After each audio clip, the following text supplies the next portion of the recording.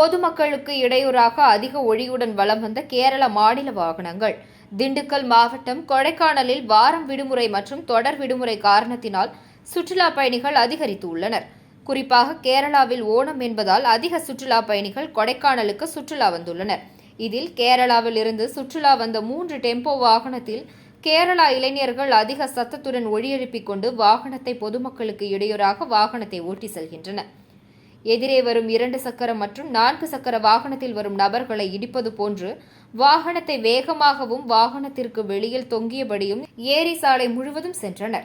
இதனால் ஏரி சாலையில் பதற்ற நிலை ஏற்பட்டது. வார விடுமுறை மற்றும் தொடர் விடுமுறை நேரங்களில் ஏரி சாலையில் கூடுதலாக காவலர்களை நியமித்தால் இதுபோன்ற நிகழ்வுகள் ஏற்படாமல் இருக்கும் என்பது பொதுமக்கள் மற்றும் சமூக ஆர்வலர்களின் கோரிக்கையாக உள்ளது.